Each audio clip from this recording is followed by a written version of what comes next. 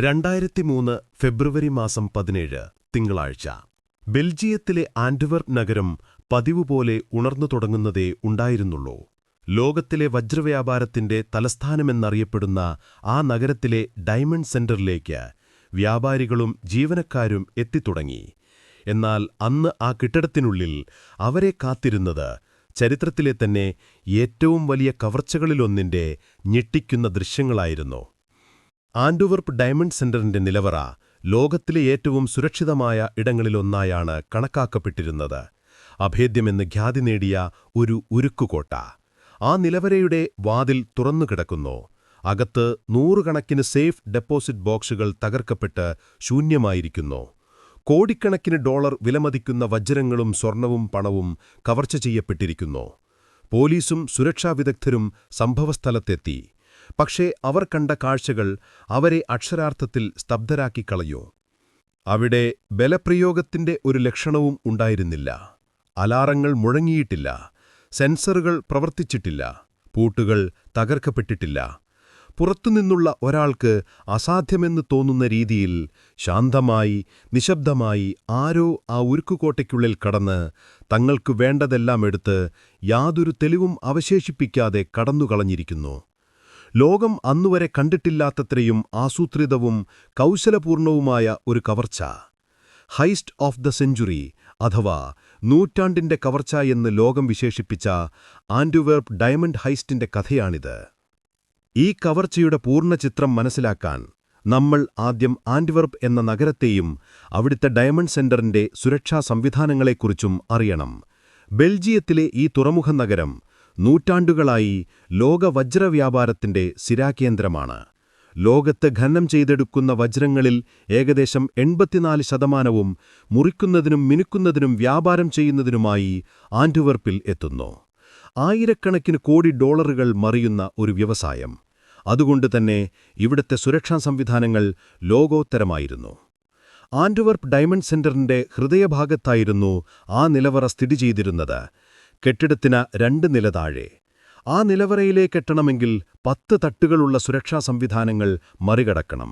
ഓരോന്നും മറ്റൊന്നിനേക്കാൾ കഠിനമായിരുന്നു. ആദ്യമായി നിലവറയുടെ താക്കോൽ. അതൊരു സാധാരണ താക്കോലായിരുന്നില്ല.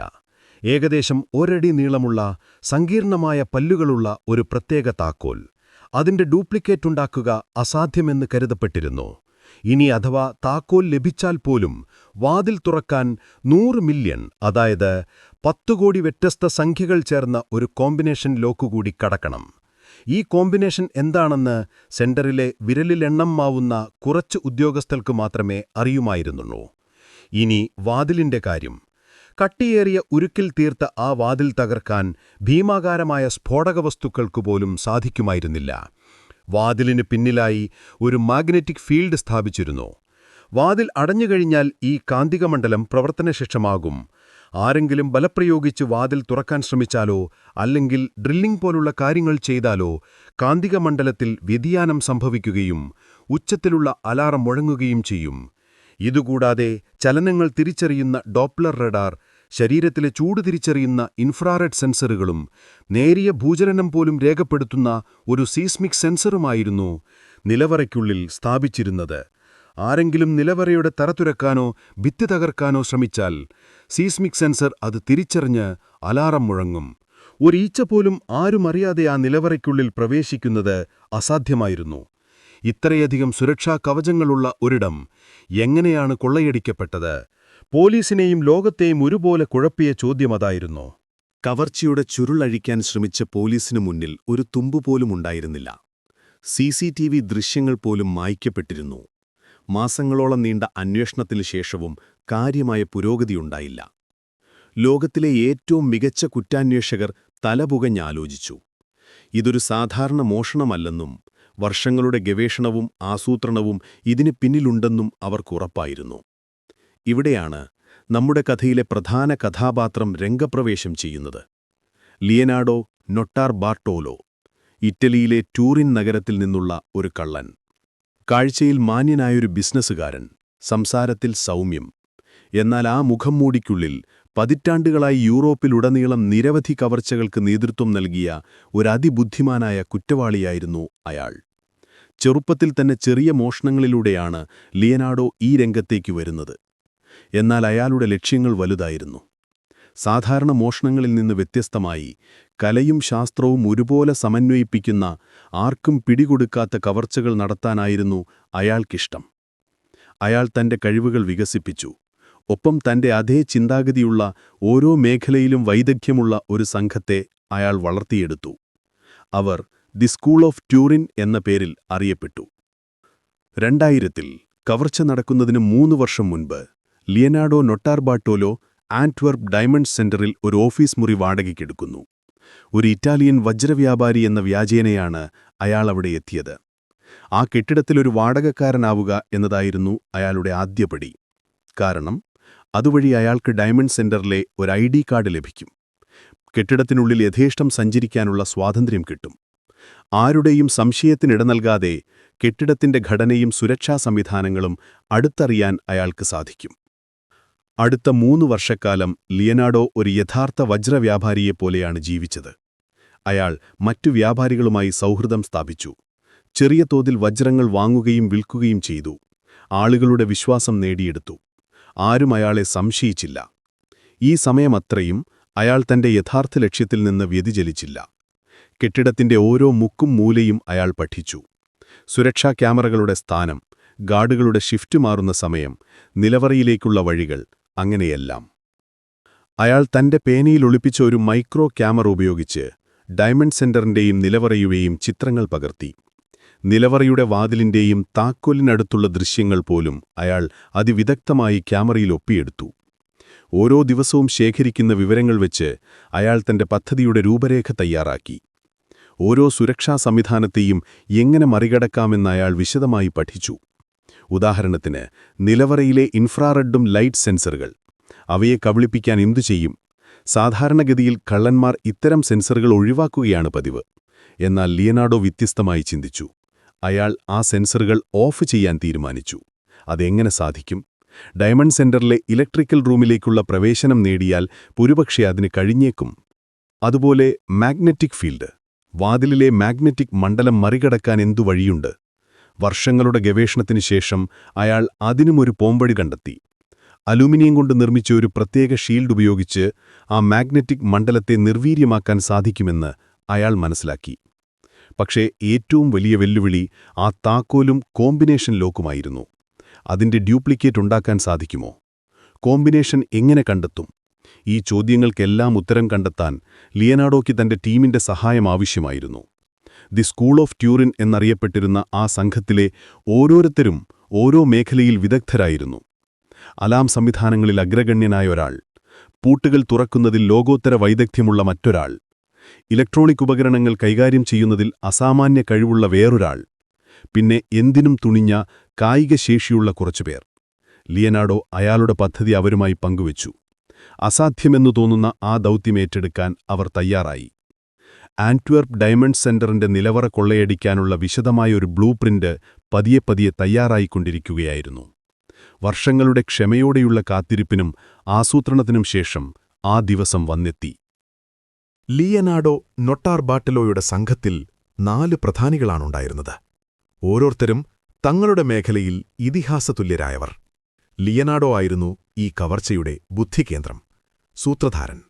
ദി ജീനിയസ് എന്ന അപരനാമത്തിൽ അറിയപ്പെട്ടിരുന്നയാൾ ഒരു ഇലക്ട്രോണിക്സ് വിദഗ്ധനും അലാറം സിസ്റ്റങ്ങളിൽ അഗ്രഗണ്യനുമായിരുന്നു. എത്ര സങ്കീർണമായ സുരക്ഷാ സംവിധാനത്തെയും നിർവീര്യമാക്കാൻ അയാൾക്ക് കഴിഞ്ഞിരുന്നു. ദി മോൺസ്റ്റർ എന്നായിരുന്നു മറ്റൊരാളുടെ വിളിപ്പേര്. പേരുപോലെ തന്നെ ഭീമാകാരനായ ഒരു മനുഷ്യൻ. പൂട്ടുകൾ തകർക്കുന്നതിലും ഭാരമുള്ള വസ്തുക്കൾ കൈകാര്യം ചെയ്യുന്നതിലും അയാൾക്ക് പ്രത്യേക കഴിവുണ്ടായിരുന്നു. 4-മൻ, ദ കിങ് ഓഫ് കീസ്. ലോകത്തിലെ ഏതു പൂട്ടിന്റെയും താക്കോൽ നിർമ്മിക്കാൻ കഴിവുള്ളയാൾ. ഈ 4 പേരും ചേർന്നാണ് അസാധ്യമെന്ന് ലോകം കരുതിയ ആ കവർച്ചയ്ക്ക് പദ്ധതിയിട്ടത്. അവരുടെ മുന്നിലുണ്ടായിരുന്ന ഏറ്റവും വലിയ 3 കടമ്പകൾ ഇവയായിരുന്നു. നിലവറയുടെ താക്കോലിന്റെ ഒരു പകർപ്പുണ്ടാക്കുക, 10 കോടി സംഖ്യകളിൽ നിന്ന് ശരിയായ കോമ്പിനേഷൻ കണ്ടെത്തുക, തുടർന്ന് വാതിലിലെ മാഗ്നറ്റിക് സെൻസറുകൾ അടക്കമുള്ള ഇലക്ട്രോണിക് സംവിധാനങ്ങളെ കബളിപ്പിക്കുക. താക്കോലിന്റെ രഹസ്യം കണ്ടെത്താനായി ലിയനാർഡോ ഒരു തന്ത്രം പ്രയോഗിച്ചു. ഒരു വ്യാപാരി എന്ന നിലയിൽ അയാൾക്ക് നിലവറ സന്ദർശിക്കാനുള്ള അനുമതിയുണ്ടായിരുന്നു. പലപ്പോഴും നിലവറയുടെ താക്കോൽ സൂക്ഷിച്ചിരുന്നത് അതിനടുത്തുള്ള ഒരു ചെറിയ സുരക്ഷിതമല്ലാത്ത മുറിയിലായിരുന്നു. ഒരു ദിവസം നിലവറ സന്ദർശിക്കുന്നതിനിടയിൽ ആരുടെയും ശ്രദ്ധയിൽപ്പെടാതെ ലിയനാർഡോ ആ മുറിയിൽ പ്രവേശിച്ചു. തന്റെ പേനയിലെ ക്യാമറ ഉപയോഗിച്ച് താക്കോലിന്റെ 100-ൽ-അധികം ചിത്രങ്ങൾ പല കോണുകളിൽ നിന്നായി അയാൾ പകർത്തി. ഈ ചിത്രങ്ങൾ ദ കിങ് ഓഫ് കീസിന് അയച്ചുകൊടുത്തു. ചിത്രങ്ങൾ മാത്രം വെച്ച് മാസങ്ങളെടുത്ത പരിശ്രമത്തിനൊടുവിൽ അയാൾ ആ സങ്കീർണമായ താക്കോലിന്റെ ഒരു തനിപ്പകർപ്പ് നിർമ്മിച്ചെടുത്തു. ഒന്നാമത്തെ കടമ്പ അവർ വിജയകരമായി മറികടന്നു. അടുത്തത് കോമ്പിനേഷൻ ലോക്കായിരുന്നു. 10 കൂടി സാധ്യതകളിൽ നിന്ന് ശരിയായ കോമ്പിനേഷൻ എങ്ങനെ കണ്ടെത്തും? അതും അസാധ്യമെന്ന് തോന്നി. എന്നാൽ ലിയനാർഡോയുടെ നിരീക്ഷണ പാടവം അവിടെയും തുണയായി. നിലവറയുടെ വാതിലിന് മുകളിലുള്ള സീലിംഗിൽ ഒരു ചെറിയ വിടവുണ്ടെന്ന് അയാൾ കണ്ടെത്തി. കവർച്ച നടക്കുന്നതിന് മാസങ്ങൾക്ക് മുൻപ് ഒരു ദിവസം രാത്രി ആരും കാണാതെ ഡയമണ്ട് സെന്ററിൽ തങ്ങിയ ലിയനാർഡോ ആ വിടവിനുള്ളിൽ ഒരു ചെറിയ വയർലെസ് വീഡിയോ ക്യാമറ സ്ഥാപിച്ചു. ആ ക്യാമറയുടെ ലെൻസ് കൃത്യമായി കോമ്പിനേഷൻ ഡയലിലേക്ക് ഫോക്കസ് ചെയ്തിരുന്നു. ആരെങ്കിലും കോമ്പിനേഷൻ ലോക്ക് പ്രവർത്തിപ്പിക്കുമ്പോൾ അത് റെക്കോർഡ് ചെയ്യപ്പെടും. എന്നാൽ ആ ദൃശ്യങ്ങൾ ശേഖരിക്കുന്നതെങ്ങനെ? അതിനും അവർക്ക് പദ്ധതിയുണ്ടായിരുന്നു. ആ ക്യാമറയിൽ നിന്നുള്ള സിഗ്നലുകൾ പിടിച്ചെടുക്കാൻ അടുത്തുള്ള ഒരു മുറിയിൽ ഒരു റിസീവറും റെക്കോർഡിംഗ് ഉപകരണവും അവർ സ്ഥാപിച്ചു. സെന്ററിലെ ചലനങ്ങൾ നിരീക്ഷിക്കാൻ സ്ഥാപിച്ചിരുന്ന മോഷൻ ഡിറ്റക്ടറുകൾ തന്നെയാണ് ഈ ഉപകരണം പ്രവർത്തിപ്പിക്കാനുള്ള ഊർജം നൽകിയത്. ആഴ്ചകളോളം ആ ക്യാമറ അവിടെ ഇരുന്നു. നിലവറയുടെ മാനേജർ ഡയൽ തിരിക്കുന്നത് റെക്കോർഡ് ചെയ്തു. അങ്ങനെ രണ്ടാമത്തെ കടമ്പയും അവർ ഭേദിച്ചു. ഇനിയുള്ളത് ഇലക്ട്രോണിക് സെൻസറുകളാണ്. നിലവറയ്ക്കുള്ളിലെ ഇൻഫ്രാറെഡ് ഹീറ്റ് ഡിറ്റക്ടറുകളും മോഷൻ സെൻസറുകളും. അതിനെ മറികടക്കാൻ ദി ജീനിയസ് ഒരു ലളിതമായ വഴി കണ്ടെത്തി. ഒരു വലിയ സ്റ്റൈറോഫോം ഷീൽഡ് അയാൾ സ്വയം നിർമ്മിച്ചു. അത് ശരീരത്തിൽ നിന്നുള്ള ചൂടിനെ തടയും. അതോടൊപ്പം മുടിക്ക് അടിക്കുന്ന ഹെയർ സ്പ്രേ ഉപയോഗിച്ച് സെൻസറുകളുടെ ലെൻസിൽ ഒരു നേർത്ത പാളി തീർക്കും. ഇത് സെൻസറുകളെ താൽക്കാലികമായി അന്ധമാക്കും. വാതിലിലെ മാഗ്നറ്റിക് അലാറം മറികടക്കാനായി അവർ കട്ടിയുള്ള അലുമിനിയം പ്ലേറ്റുകൾ കൊണ്ട് നിർമ്മിച്ച ഒരു പ്രത്യേക ഉപകരണം തയ്യാറാക്കി. വാതിൽ തുറക്കുന്നതിന് മുൻപ് ഈ പ്ലേറ്റുകൾ വാതിലിലെ മാഗ്നറ്റിക് കോണ്ടാക്റ്റുകൾക്ക് മുകളിൽ ഘടിപ്പിക്കും. ഇത് സർക്യൂട്ട് പൂർത്തിയാക്കി നിർത്തുകയും വാതിൽ തുറന്നാലും അലാറം മുഴങ്ങാതെ നോക്കുകയും ചെയ്യും. CCTV ക്യാമറകളായിരുന്നു മറ്റൊരു പ്രധാന വെല്ലുവിളി. നിലവറയിലേക്കുള്ള ഇടനാഴികളിലെല്ലാം ക്യാമറകളുണ്ടായിരുന്നു. കവർച്ചയുടെ സമയത്ത് തങ്ങളുടെ ദൃശ്യങ്ങൾ പതിഞ്ഞാൽ എല്ലാം തകരും. അതിനായി ദ ജീനിയസ് ഒരു മാസ്റ്റർ പ്ലാൻ തയ്യാറാക്കി. അയാൾ CCTV കൺട്രോൾ റൂമിൽ നിന്നുള്ള കേബിളുകൾ കണ്ടെത്തി. കവർച്ച നടക്കുന്ന രാത്രി ആ കേബിളുകൾ വിച്ഛിന്നിച്ച് പകരം മുൻകൂട്ടി റെക്കോർഡ് ചെയ്ത ഒരു വീഡിയോ ടേപ്പ് അവർ പ്ലേ ചെയ്യും. ആ ടേപ്പിൽ ശൂന്യമായ ഇടനാഴിയുടെ ദൃശ്യങ്ങളാണുണ്ടാവുക. സുരക്ഷാ ജീവനക്കാർ മോണിറ്ററിൽ നോക്കുമ്പോൾ എല്ലാം സാധാരണ നിലയിലാണെന്നേ അവർക്ക് തോന്നുകയുള്ളൂ. എല്ലാ ഒരുക്കങ്ങളും പൂർത്തിയായി. വർഷങ്ങൾ നീണ്ട ആസൂത്രണം അതിന്റെ അവസാന ഘട്ടത്തിലേക്ക് കടന്നു. 2003 ഫെബ്രുവരി 15 ഒരു ശനിയാഴ്ച രാത്രി ആന്റ്വെർപ്പ് ഡയമണ്ട് ഫെസ്റ്റിവലിന്റെ ഭാഗമായി നഗരം ആഘോഷത്തിമിർപ്പിലായിരുന്നു. ആൾക്കൂട്ടവും ബഹളവും അവർക്ക് സഹായകമായി. ലിയനാർഡോയും സംഘവും ഡയമണ്ട് സെന്ററിന് സമീപമുള്ള ഒരു അപ്പാർട്ട്മെന്റിൽ ഒത്തുകൂടി. അവർ തങ്ങളുടെ പദ്ധതിയുടെ ഓരോ ഘട്ടവും അവസാനമായി ഒരിക്കൽ കൂടി വിലയിരുത്തി. അർദ്ധരാത്രിയോടടുത്ത് അവർ തങ്ങളുടെ ദൗത്യം ആരംഭിച്ചു. ഡയമണ്ട് സെന്ററിന്റെ പ്രധാന കവാടത്തിലൂടെ ആയിരുന്നില്ല അവർ അകത്ത് കടന്നത്. കെട്ടിടത്തിനോട് ചേർന്നുള്ള താരതമ്യേന സുരക്ഷ കുറഞ്ഞ മറ്റൊരു കെട്ടിടത്തിന്റെ ബാൽക്കണി വഴി അവർ ഡയമണ്ട് സെന്ററിന്റെ ഒരു ഭാഗത്തേക്ക് പ്രവേശിച്ചു. ലിയനാർഡോയുടെ ID കാർഡ് ഉപയോഗിച്ച് അവർക്ക് ചില വാതിലുകൾ തുറക്കാൻ കഴിഞ്ഞു. കറുത്ത വസ്ത്രങ്ങൾ ധരിച്ച് നിഴലുകളിലൂടെ അവർ മുന്നോട്ടു നീങ്ങി. അവരുടെ ഓരോ ചലനവും കൃത്യമായി കണക്കാക്കിയതായിരുന്നു. സെക്യൂരിറ്റി ഗാർഡുകളുടെ റൗണ്ട് സമയം അവർക്ക് മനഃപ്പാഠമായിരുന്നു. ആദ്യം അവർ CCTV കൺട്രോൾ റൂമിന് സമീപമെത്തി. ദ ജീനിയസ് തന്റെ ജോലി ആരംഭിച്ചു. അയാൾ CCTV സിസ്റ്റത്തിന്റെ വയറുകൾ മുറിച്ച് തങ്ങൾ കൊണ്ടുവന്ന വ്യാജ ടേപ്പ് പ്രവർത്തിപ്പിച്ചു. ഇനി സെക്യൂരിറ്റി റൂമിൽ ഇരിക്കുന്നവർ കാണുന്നത് നിശ്ചലമായ ശൂന്യമായ ഇടനാഴികളായിരിക്കും. അടുത്ത ലക്ഷ്യം നിലവറയ്ക്ക് 2 നില മുകളിലുള്ള യൂട്ടിലിറ്റി റൂമായിരുന്നു. അവിടെയാണ് നിലവറയുടെ അലാം സിസ്റ്റത്തിന്റെ പ്രധാന നിയന്ത്രണങ്ങളുണ്ടായിരുന്നത്. അവിടേക്കുള്ള വാതിലുകൾ സാധാരണ പൂട്ടുകളായിരുന്നു. ദ മോൺസ്റ്റർ തന്റെ ഉപകരണങ്ങൾ ഉപയോഗിച്ച് നിമിഷനേരം കൊണ്ട് അവ തുറന്നു. അകത്തുകിടന്ന ദ ജീനിയസ് നിലവറയുടെ ഇൻഫ്രാറെഡും മോഷൻ സെൻസറുകളിലേക്കുമുള്ള വൈദ്യുത ബന്ധം വിച്ഛേദിച്ചു. ഇപ്പോൾ നിലവറയ്ക്കുള്ളിലെ പ്രധാന സെൻസറുകൾ നിശബ്ദമായിരിക്കുന്നു. എല്ലാ മുന്നൊരുക്കങ്ങളും പൂർത്തിയാക്കി അവർ ഒടുവിൽ ആ ഉരുക്കുകോട്ടയ്ക്ക് മുന്നിലെത്തി. ആന്റ്വർപ്പ് ഡയമണ്ട് സെന്ററിന്റെ അഭേദ്യമെന്നു പേരുകേട്ട നിലവറയുടെ വാതിൽ. അതിന്റെ കട്ടിയേറിയ ഉരുക്കുപാളികൾ ഒരു ഭീകരനെപ്പോലെ അവർക്ക് മുന്നിൽ നിന്നു. അവർ കൊണ്ടുവന്ന താക്കോൽ, കണ്ടെത്തിയ കോമ്പിനേഷൻ, മാഗ്നറ്റിക് സെൻസറിനെ മറികടക്കാനുള്ള ഉപകരണം എല്ലാം ഇപ്പോൾ പരീക്ഷിക്കപ്പെടാൻ പോവുകയാണ്. ലോകം കണ്ട ഏറ്റവും വലിയ കവർച്ചയുടെ ഏറ്റവും നിർണായകമായ നിമിഷങ്ങൾ. നിശബ്ദത തളം കെട്ടിനിന്ന ആ ഇടനാഴിയിൽ ലിയനാർഡോ നൊട്ടാർബർട്ടോലോ നിലവറയുടെ വാതിലിനടുത്തേക്ക് നീങ്ങി. അയാളുടെ കൈകളിൽ മാസങ്ങളുടെ പരിശ്രമത്തിനൊടുവിൽ ദ കിങ് ഓഫ് കീസ് നിർമ്മിച്ച ആ ഡ്യൂപ്ലിക്കേറ്റ് താക്കോലുണ്ടായിരുന്നു. ആരും കാണാതെ പേന ക്യാമറയിൽ പകർത്തിയ ചിത്രങ്ങളിൽ നിന്നും മാത്രം രൂപം കൊണ്ട ഒരു താക്കോൽ. അത് കൃത്യമായിരിക്കുമോ എന്ന നേരിയ ആശങ്ക എല്ലാവരുടെ മനസ്സിലുമുണ്ടായിരുന്നു. ലിയനാർഡോ താക്കോൽ പൂട്ടിലിട്ടു. ഒരു നേരിയ ക്ലിക്ക് ശബ്ദത്തോടെ അത് തിരിഞ്ഞു. ഒന്നാമത്തെ കടമ്പ വിജയകരമായി പൂർത്തിയായിരിക്കുന്നു. ആ നിമിഷം അവരെല്ലാവരുടെയും ശ്വാസം ഒരു നിമിഷത്തേക്ക് നിലച്ചുപോയി. അടുത്തത് കോമ്പിനേഷൻ ലോക്ക്. ആഴ്ചകളോളം രഹസ്യമായി സ്ഥാപിച്ച ക്യാമറ പകർത്തിയ ദൃശ്യങ്ങളിൽ നിന്ന് അവർ ആ സംഖ്യകൾ കണ്ടെത്തിയിരുന്നു. ലിയനാർഡോ ശ്രദ്ധയോടെ ഡയൽ തിരിക്കാൻ തുടങ്ങി. ഓരോ സംഖ്യയും കൃത്യമായി ക്രമീകരിച്ചു. ഒടുവിൽ അവസാനത്തെ സംഖ്യയും തിരിച്ച് ഡയൽ വലിച്ചപ്പോൾ ആ ഘനഗംഭീരമായ ആ ഉരുക്കുവാതിലിന്റെ ലോക്ക് തുറക്കുന്നതിന്റെ ശബ്ദം ആ നിശബ്ദതയെ ഭേദിച്ചു. അവർക്ക് വിശ്വസിക്കാനായില്ല. 10 കോടി സാധ്യതകളുള്ള ഒരു ലോക്ക് അവർ അതിനിദഗ്ധമായി തുറന്നിരിക്കുന്നു. എന്നാൽ ഇനിയും ഒരു കടമ്പ കൂടിയുണ്ടായിരുന്നു. വാതിലിൽ ഘടിപ്പിച്ച മാഗ്നറ്റിക് സെൻസറുകൾ. വാതിൽ തുറക്കുന്ന ആ നിമിഷം ആ കാന്തിക വലയം ഭേദിക്കപ്പെടുകയും അലാറം മുഴങ്ങുകയും ചെയ്യും. അതിനെ മറികടക്കാനായി ദ ജീനിയസ് മുൻകൂട്ടി തയ്യാറാക്കിയ അലൂമിനിയം പ്ലേറ്റുകൾ അവർ വാതിലിന്റെ 2 ഭാഗത്തുമുള്ള സെൻസർ കോണ്ടാക്റ്റുകളിൽ ഉറപ്പിച്ചു. ഇത് സർക്യൂട്ട് ബ്രേക്ക് ആവാതെ വാതിൽ തുറന്നാലും വൈദ്യുതപ്രവാഹം തുടരാൻ സഹായിക്കും. അതായത് സിസ്റ്റം കരുതുന്നത് വാതിൽ അപ്പോഴും അടഞ്ഞുതന്നെ കിടക്കുകയാണ് എന്നാണ്. എല്ലാ തയ്യാറെടുപ്പുകളും പൂർത്തിയാക്കി അവർ ആ ഭീമാകാരമായ വാതിൽ ദ മോൺസ്റ്റർ തന്റെ സർവ്വശക്തിയുമെടുത്ത് തള്ളിത്തുറന്നു. ഒരു നേരിയ ശബ്ദം പോലുമില്ലാതെ അത് തുറന്നു. അവർ അകത്തേക്ക് കടന്നു. ലോകത്തിലെ ഏറ്റവും സുരക്ഷിതമായ നിലവറകളിലൊന്ന് ഒരു പോരൽ പോലും ഏൽപ്പിക്കാതെ അവർക്ക് മുന്നിൽ തുറന്നു കിടക്കുകയാണ്. അകത്ത് ഭിത്തികളിലായി 189 സേഫ് ഡെപ്പോസിറ്റ് ബോക്സുകൾ. ഓരോന്നിലും ലക്ഷങ്ങളിൽ, ഒരുപക്ഷെ കോടികളിൽ വിലപിടിപ്പുള്ള വജ്രങ്ങളും ഗോൾഡും മറ്റു വിലപിടിപ്പുള്ള വസ്തുക്കളുമാണ്. ഇനി ഈ ബോക്സുകൾ തുറക്കണം. ഓരോ ബോക്സിനും അതിൻ്റേതായ താക്കോലും കോമ്പിനേഷൻ ലോക്കുമുണ്ട്. അതെല്ലാം തുറക്കാൻ ശ്രമിക്കുന്നത് വിഡ്ഢിതമാണ്. അതിന് ദിവസങ്ങളെടുക്കും. അതുകൊണ്ട് അവർ അതിനുമൊരു വഴി കണ്ടെത്തിയിരുന്നു. ദ മോൺസ്റ്റർ മുന്നോട്ട് വന്ന് താൻ പ്രത്യേകം ഡിസൈൻ ചെയ്ത ഒരു ഉപകരണം പുറത്തെടുത്തു. ഒരു മെറ്റൽ പുള്ളർ. അത് സേഫ് ഡെപ്പോസിറ്റ് ബോക്സുകളുടെ പൂട്ടിൽ ഘടിപ്പിച്ച് ഒറ്റ വലിക്ക് പൂട്ടോടുകൂടി നാദിലിളക്കിയെടുക്കാൻ സാധിക്കുന്ന ഒന്നായിരുന്നു. അയാൾ ഓരോ ബോക്സിനു മുൻപും ചെന്ന് ആ ഉപകരണം ഘടിപ്പിച്ചു. ശക്തിയായി വലിച്ചു. പൂട്ടുകൾ ഒന്നൊന്നായി തകർന്നു. ഓരോ ബോക്സും തുറക്കുമ്പോഴും അതിനുള്ളിൽ നിന്ന് വജ്രങ്ങളും ആഭരണങ്ങളും പുറത്തേക്ക് ചിതറി.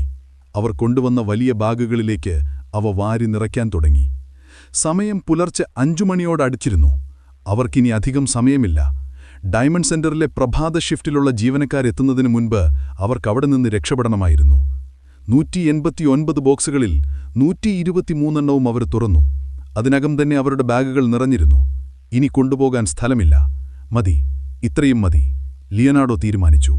ലഭിച്ച കോടികളുടെ ഡോളർ വിലപിടിപ്പുള്ള കൊള്ളമുതലുമായി അവർ നിലവറയിൽ നിന്ന് പുറത്തിറങ്ങി. പോകുന്നതിനു മുൻപ് അവർ തങ്ങൾക്കു പിന്നിൽ ഒരു തെളിവും അവശേഷിക്കുന്നില്ല എന്ന് ഉറപ്പുവരുത്താൻ ശ്രമിച്ചു. എന്നാൽ അവിടെ ലിയനാർഡോ നോട്ടാബാർട്ടോളോ ഒരു ചെറിയ അബദ്ധം കാണിച്ചു. കവർച്ചയുടെ ഒരു വിസിറ്റിംഗ് കാർഡെന്നോണം, തങ്ങളുടെ ബുദ്ധിസാമർഥ്യം ലോകത്തെ അറിയിക്കാനെന്നോണം അവർ ബോക്സുകൾ തുറക്കാൻ ഉപയോഗിച്ച ഉപകരണങ്ങളും ടേപ്പുകളും CCTV ദൃശ്യങ്ങളുടെ വ്യാജ കാസറ്റുമെല്ലാം അവിടെ തന്നെ ഉപേക്ഷിച്ചു. ഒരുപക്ഷെ അതൊരു അഹങ്കാരമായിരുന്നിരിക്കാം. അല്ലെങ്കിൽ പോലീസ് തങ്ങളുടെ കഴിവിനു മുന്നിൽ തലകുനിക്കണമെന്ന ചിന്തയായിരുന്നിരിക്കാം. പക്ഷേ ഈ അഹങ്കാരം തന്നെയാണ് പിന്നീട് അവർക്ക് വിനയായത്. അവർ തിരികെ അതേ വഴിയിലൂടെ രക്ഷപ്പെട്ടു. കെട്ടിടത്തിൽ നിന്ന് പുറത്തിറങ്ങി തങ്ങളുടെ വാഹനത്തിൽ കയറി ആൻറ്റ്വർപ്പ് നഗരത്തിൽ നിന്ന് വളരെ ദൂരേക്ക് യാത്രയായി. ലോകം കണ്ട ഏറ്റവും വലിയ വജ്രകവർച്ചകളിൽ ഒന്ന് വിജയകരമായി പൂർത്തിയാക്കി ആ സംഘം ഇരുട്ടിലേക്കും മറഞ്ഞു.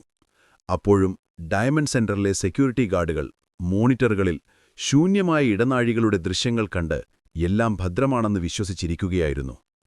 തിങ്കളാഴ്ച രാവിലെ ഡയമണ്ട് സെന്ററിലെ ജീവനക്കാർ പതിവുപോലെ ജോലിക്കെത്തി. നിലവറയുടെ മാനേജർ വാതിൽ തുറക്കാനെത്തിയപ്പോഴാണ് ഞെട്ടിക്കുന്ന ആ കാഴ്ച കാണുന്നത്. വാതിൽ ചെറുതായി തുറന്നുകിടക്കുന്നു. പരിഭ്രാന്തനായ അയാൾ അകത്തേക്ക് ഓടിക്കയറി. അവിടത്തെ കാഴ്ച കണ്ട് അയാൾ സ്തബ്ധനായിപ്പോയി. നൂറുകണക്കിന് സേഫ് ഡെപ്പോസിറ്റ് ബോക്സുകൾ തകർക്കപ്പെട്ട് അവരുടെ ഉള്ളടക്കം വാരിവലിച്ച് നിലത്തിട്ടിരിക്കുന്നു. അലാറം മുഴങ്ങിയില്ല. ഒരു സൂചനയും ലഭിച്ചില്ല. ലോകത്തിലെ ഏറ്റവും സുരക്ഷിതമായ നിലവറ കൊള്ളയടിക്കപ്പെട്ടിരിക്കുന്നു. വാർത്ത കാട്ടുതീ പോലെ പടർന്നു. ബെൽജിയൻ പോലീസ് സ്ഥലത്തെത്തി. ലോകമെമ്പാടുമുള്ള മാധ്യമങ്ങൾ ആൻവെർപ്പിലേക്ക് ഒഴുകിയെത്തി. നൂറ്റാണ്ടിന്റെ കവർച്ചയെന്ന മാധ്യമങ്ങൾ അതിനെ വിശേഷിപ്പിച്ചു. നഷ്ടപ്പെട്ട മുതലിന്റെ വില എത്രയാണെന്ന് കൃത്യമായി കണക്കാക്കാൻ പോലും കഴിഞ്ഞില്ല. കാരണം പല വ്യാപാരികളും തങ്ങളുടെ ബോക്സുകളിൽ എന്തുണ്ടായിരുന്നുവെന്ന് വെളിപ്പെടുത്താൻ തയ്യാറായില്ല. അനധികൃതമായ പല ഇടപാടുകളുടെയും രേഖകളും വജ്രങ്ങളുമായിരുന്നു അവയിൽ പലതും. എങ്കിലും നഷ്ടം $100 മില്യൺ 400 മില്യൺ ഇടയിലായിരിക്കുമെന്ന് പോലീസ് അനുമാനിച്ചു. അന്വേഷണം ആരംഭിച്ചു. ഡിറ്റക്റ്റീവുകൾ ആകെ ആശയക്കുഴപ്പത്തിലായി. ബലപ്രയോഗത്തിന്റെ ഒരു ലക്ഷണവുമില്ല. ഒരു വിരലടയാളം പോലുമില്ല. കവർച്ചക്കാർ എങ്ങനെ അകത്തു കടന്നു? എങ്ങനെ സുരക്ഷാ സംവിധാനങ്ങളെ മറികടന്നു? ചോദ്യങ്ങൾ ബാക്കിയായി. കവർച്ചക്കാർ നിലവറയിൽ ഉപേക്ഷിച്ചുപോയ ഉപകരണങ്ങൾ മാത്രമായിരുന്നു പോലീസിന്റെ മുന്നിലുണ്ടായിരുന്ന ഏക തെളിവ്. എന്നാൽ അതിൽ നിന്നും കാര്യമായ തുമ്പൊന്നും ലഭിച്ചില്ല. എന്നാൽ അന്വേഷണത്തിന്റെ ദിശ മാറ്റിയ ഒരു സംഭവം നടന്നു. കവർച്ച നടന്ന 2 ദിവസത്തിനു ശേഷം ആൻഡ്വെർപ്പിൽ നിന്ന് അധികം ദൂരെയല്ലാത്ത ഒരു വനപ്രദേശത്ത് ഒരു പരിസ്ഥിതി പ്രവർത്തകൻ മാലിന്യങ്ങൾ തള്ളുന്നത് ശ്രദ്ധയിൽപ്പെട്ടു. അയാൾ പോലീസിൽ വിവരമറിയിച്ചു. പോലീസ് സ്ഥലത്തെത്തി പരിശോധിച്ചപ്പോൾ ചിതറിക്കിടിക്കുന്ന മാലിന്യങ്ങൾക്കിടയിൽ നിന്ന് ചില കവറുകൾ കണ്ടെടുത്തു. അവ തുറഞ്ഞുനോക്കിയ ഡിറ്റക്റ്റീവുകൾ ഞെട്ടി. അതിനുള്ളിൽ ആൻഡ്വെർപ്പ് ഡയമണ്ട് സെന്ററിന്റെ പേരുള്ള എൻവലപ്പുകൾ, സേഫ് ഡെപ്പോസിറ്റ് ബോക്സുകളുടെ രേഖകളും പിന്നെ കവർച്ചയുമായി ബന്ധപ്പെട്ട മറ്റു ചില വസ്തുക്കളും. കവർച്ചാ സംഘം തങ്ങളുടെ തെളിവുകൾ നശിപ്പിക്കാൻ ശ്രമിച്ചപ്പോൾ പറ്റിയ ഒരു പിഴവായിരുന്നു അത്. അവർ മാലിന്യങ്ങൾ കത്തിക്കാൻ ശ്രമിച്ചെങ്കിലും പൂർണ്ണമായി കത്തിനശിച്ചിരുന്നില്ല. ആ മാലിന്യ കൂമ്പാരത്തിനിടയിൽ നിന്ന് പോലീസിന് നിർണായകമായ ഒരു തെളിവ് ലഭിച്ചു. പാതി ഭക്ഷിച്ച ഒരു സാൻഡ്വിച്ചിന്റെ കഷ്ണം. അതോടൊപ്പം ലിയനാർഡോ നോട്ടാബാർട്ടലോ എന്ന പേരിലുള്ള ഒരു ഇൻവോയ്സും. ആ സാൻഡ്വിച്ചിൽ നിന്ന് ലഭിച്ച DNA സാമ്പിൾ ഡയമണ്ട് സെന്ററിലെ വ്യാപാരികളുടെ പട്ടികയിലുണ്ടായിരുന്ന ലിയനാർഡോ നോട്ടാബാർട്ടലോ എന്ന ഇറ്റാലിയൻ വ്യാപാരിയുടേതാണെന്ന് പോലീസ് തിരിച്ചറിഞ്ഞു. അഭേദ്യമെന്ന് കരുതിയ കോട്ട തകർത്ത കള്ളന്മാരിലേക്ക് പോലീസിന് ആദ്യമായി ഒരു വഴി തുറന്നുകിട്ടുകയായിരുന്നു. നൂറ്റാണ്ടിന്റെ കവർച്ചയിലെ പ്രധാന പ്രതിയുടെ മുഖം ലോകത്തിനു മുന്നിൽ അനാവരണം ചെയ്യപ്പെടാൻ ഇനി അധികം താമസമുണ്ടായിരുന്നില്ല. ആ പാതി ഭക്ഷിച്ച സാൻഡ്വിച്ച് ലിയനാർഡോ നോട്ടാർബാർട്ടോളോ എന്ന ബുദ്ധിമാനായ കള്ളൻ വരുത്തിയ ആദ്യത്തെയും അവസാനത്തെയും വലിയ പിഴവായിരുന്നു. അതുവരെ ഒരു തുമ്പുമില്ലാതെ ഇരുട്ടിൽ തപ്പുകയായിരുന്ന പോലീസിനു മുന്നിൽ അതൊരു വഴിവിളക്കായി മാറി. ലഭിച്ച DNA സാമ്പിളും ഡയമണ്ട് സെന്ററിലെ രേഖകളും വെച്ച് അവർ അന്വേഷണം ലിയനാർഡോയിൽ കേന്ദ്രീകരിച്ചു. ഇറ്റാലിയൻ വജ്രവ്യാപാരി എന്ന അയാളുടെ മുഖംമൂടി അഴിഞ്ഞുവീഴാൻ തുടങ്ങിയിരുന്നു. പോലീസ് ലിയനാർഡോയുടെ ആൻവെർപ്പിലെ അപ്പാർട്ട്മെന്റ് റെയ്ഡ് ചെയ്തു. അവിടെ നിന്നും കൂടുതൽ തെളിവുകൾ ലഭിച്ചു. അയാളുടെ ഫോൺ രേഖകൾ പരിശോധിച്ചപ്പോൾ കവർച്ച നടന്ന ദിവസങ്ങളിൽ അയാൾ തന്റെ സംഘാംഗങ്ങളുമായി നിരന്തരം ബന്ധപ്പെട്ടിരുന്നതായി കണ്ടെത്തി. അതോടെ ദി സ്കൂൾ ഓഫ് തൂരിൻ എന്നറിയപ്പെട്ടിരുന്ന ആ സംഘത്തിലെ മറ്റ് കണ്ണികളെക്കുറിച്ചും പോലീസിന് സൂചനകൾ ലഭിച്ചു തുടങ്ങി. അധികം വൈകാതെ 2003 ഫെബ്രുവരി 21 കവർച്ച നടന്ന ദിവസങ്ങൾക്കുള്ളിൽ ലിയനാർഡോ നോട്ടാർബാർട്ടോളോയെ ആൻവെർപ്പിലെ തന്റെ അപ്പാർട്ട്മെന്റിൽ വെച്ച് പോലീസ് അറസ്റ്റ് ചെയ്തു. എന്നാൽ അറസ്റ്റിലായപ്പോഴും അയാൾ തികഞ്ഞ ആത്മവിശ്വാസത്തിലായിരുന്നു. തനിക്കെതിരെ ശക്തമായ തെളിവുകളൊന്നുമില്ലെന്ന് അയാൾ വിശ്വസിച്ചു. ചോദ്യം ചെയ്യലിൽ അയാളെല്ലാം നിഷേധിച്ചു. താനൊരു സാധാരണ വജ്രവ്യാപാരിയാണെന്നും ഈ കവർച്ചയുമായി തനിക്ക് യാതൊരു ബന്ധവുമില്ലെന്നും അയാൾ ആവർത്തിച്ചു. എന്നാൽ വനത്തിൽ നിന്ന് ലഭിച്ച തെളിവുകളും ഫോൺ രേഖകളും അയാൾക്കെതിരായിരുന്നു. പോലീസിന്റെ സമർത്ഥമായ ചോദ്യം ചെയ്യലിനൊടുവിൽ ലിയനാർഡോയുടെ പിടിച്ചുനിൽപ്പ് ദുർബലമായി. പക്ഷേ അയാൾ കവർച്ചയുടെ പൂർണ്ണചിത്രം വെളിപ്പെടുത്താൻ തയ്യാറായില്ല. പകരം അയാൾ ഒരു പുതിയ കഥ മെനഞ്ഞു. അയാളുടെ കഥപ്രകാരം ഈ കവർച്ച നടത്തിയത് താൻ ഒറ്റയ്ക്കല്ല, ഒരു വലിയ ഡയമണ്ട് ഡീലറാണ് ഇതിനു പിന്നിൽ. ഇൻഷുറൻസ് തുക തട്ടിയെടുക്കുന്നതിനായി ആ ഡീലർ ആസൂത്രണം ചെയ്തൊരു പദ്ധതിയായിരുന്നു ഇത്. താനും തന്റെ സംഘവും ആ പദ്ധതിയിലെ വെറും ഉപകരണങ്ങൾ മാത്രമായിരുന്നു. കവർച്ച ചെയ്ത മുതലിന്റെ ഭൂരിഭാഗവും ആ ഡീലർക്കാണ് ലഭിച്ചതെന്നും തനിക്ക് ചെറിയൊരു പങ്കു മാത്രമാണ് കിട്ടിയതെന്നും ലിയനാർഡോ വാദിച്ചു. താനൊരു വഞ്ചനയുടെ ഇരയാണെന്ന് വരുത്തിത്തീർക്കാനാണ് അയാൾ ശ്രമിച്ചത്. എന്നാൽ ഈ കഥ പോലീസ് പൂർണ്ണമായി വിശ്വസിച്ചില്ല. കാരണം ഈ പറഞ്ഞ ഡീലറെക്കുറിച്ചുള്ള ഒരു വിവരവും നൽകാൻ ലിയനാർഡോയ്ക്ക് കഴിഞ്ഞില്ല. ലിയനാർഡോയിൽ നിന്ന് ലഭിച്ച വിവരങ്ങളുടെ അടിസ്ഥാനത്തിൽ പോലീസ് അന്വേഷണം ഇറ്റലിയിലേക്ക് വ്യാപിപ്പിച്ചു.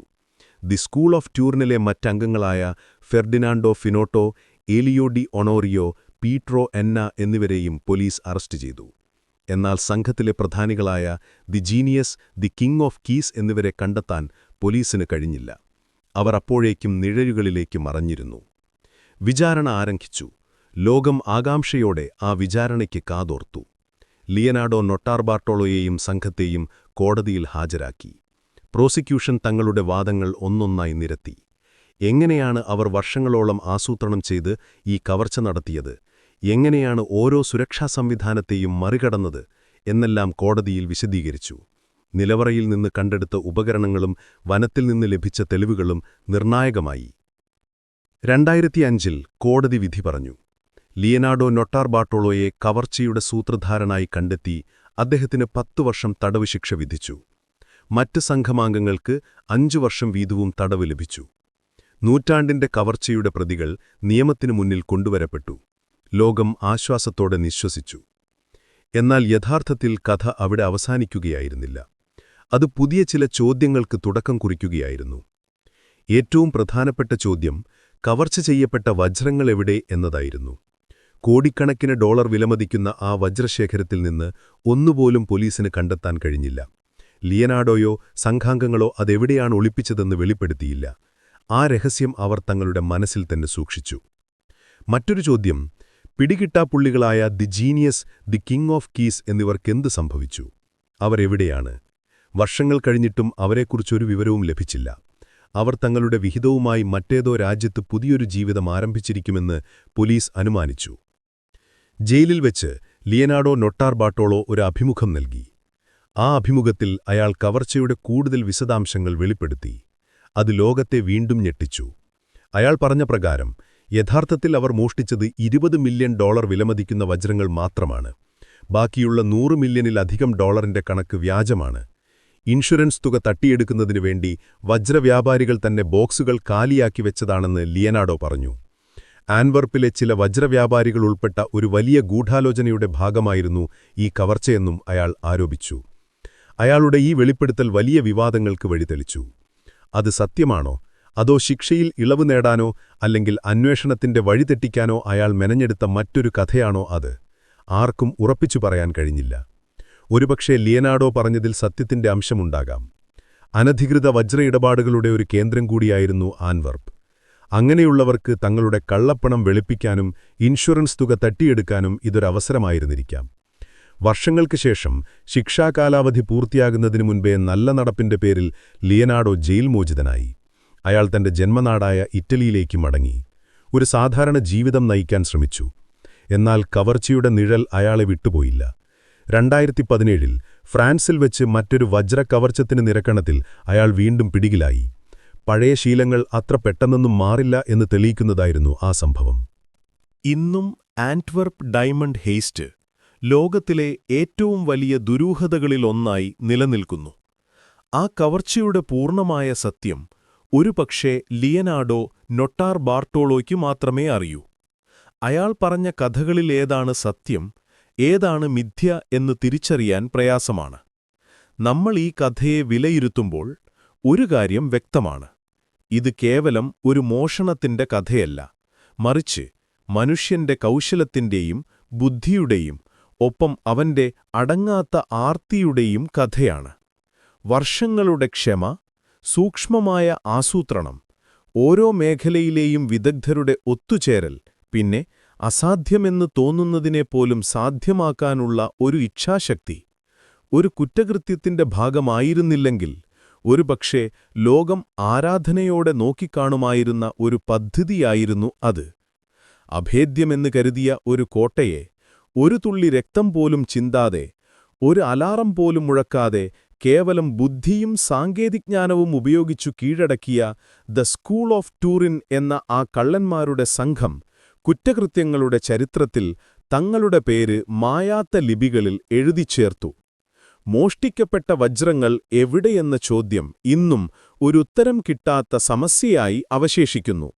ഒരുപക്ഷേ ഏതെങ്കിലും രഹസ്യ നിലവറയിൽ അവ ഇപ്പോഴും വിശ്രമിക്കുന്നുണ്ടാകാം. അല്ലെങ്കിൽ എന്നേക്കുമായി ലോകത്തിന്റെ പല ഭാഗങ്ങളിലായി അലിഞ്ഞു ചേർന്നിരിക്കാം. ആ രഹസ്യം ലിയനാർഡോ നൊട്ടാർ ബാർട്ടോളോ എന്ന ആ കള്ളന്മാരുടെ രാജാവിനൊപ്പം ഒരുപക്ഷേ എന്നേക്കുമായി മണ്ണടിയും.